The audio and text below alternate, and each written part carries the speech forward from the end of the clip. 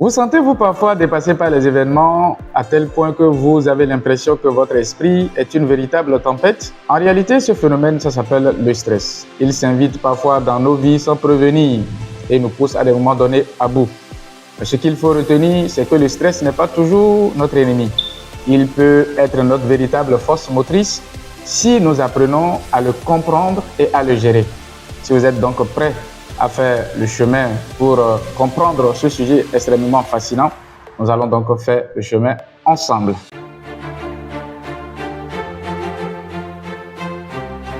Lorsque nous percevons une situation dangereuse dont on ne peut ni prédire le résultat ni contrôler, il y a un événement qui se déclenche. Le cœur et la respiration, en tout cas tout l'organisme s'emballe et se met en alerte parce qu'il y a un danger imminent qui vient de frapper à la porte. C'est le stress qui cause cela. Ce qu'il faut savoir, c'est que vivre stressé, c'est comme survivre. Aucun organisme ne peut longtemps vivre dans le stress. À un moment donné, l'organisme va lâcher. Donc, lorsque nous percevons une situation dangereuse, une circonstance, il faut savoir que le système primitif, encore appelé le système nerveux sympathique, va prendre le contrôle de l'organisme.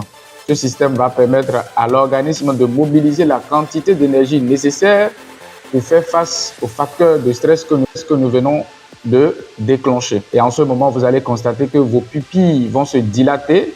Lorsque les pupilles vont se dilater, cela c'est pour nous permettre de mieux voir parce que nous sommes en situation dangereuse. Et la respiration, la fréquence respiratoire va donc augmenter pour nous permettre soit de fuir, soit de nous cacher ou soit de faire face à ce danger qui vient de se présenter devant nous. Et ce qu'il faut alors comprendre, c'est qu'au départ, le système immunitaire va s'activer et après va se ralentir.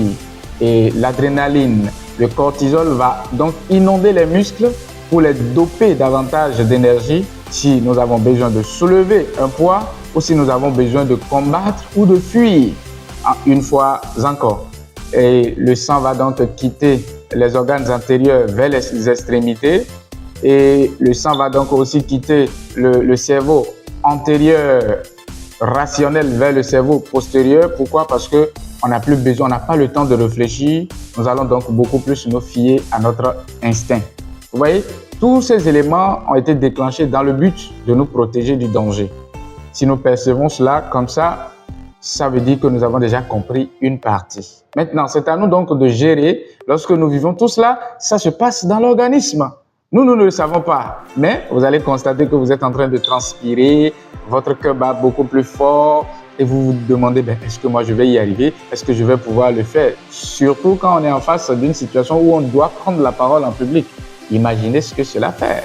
Ceux qui ont déjà pris la parole en public savent de quoi je suis en train de parler. Et donc, ça c'est une parenthèse.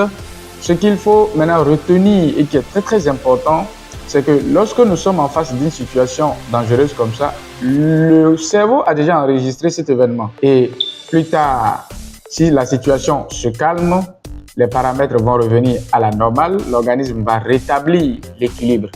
Mais une fois que nous allons donc nous rappeler de cet événement, on déclenche exactement encore ce phénomène, ce qui est très très dangereux parce que le cerveau n'arrive pas à faire la différence entre l'événement proprement dit et la pensée de l'événement. Et donc, lorsque nous nous mettons à nous penser, lorsque nous nous mettons à penser à cet événement, nous déclenchons encore le mécanisme que nous avons subi lorsque nous étions en face réelle de ce danger.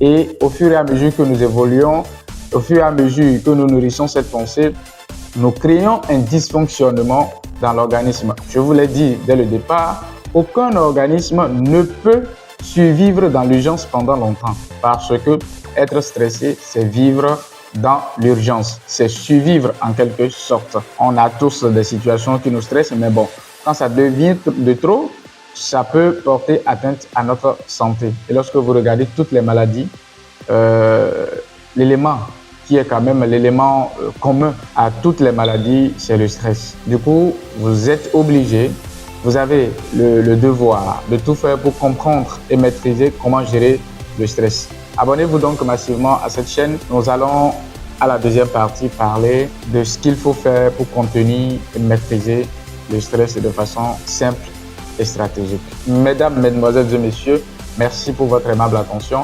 On se retrouve très prochainement pour une nouvelle vidéo. D'ici là, portez-vous bien et prenez bien soin de vous. N'oubliez pas, on vous aime énormément.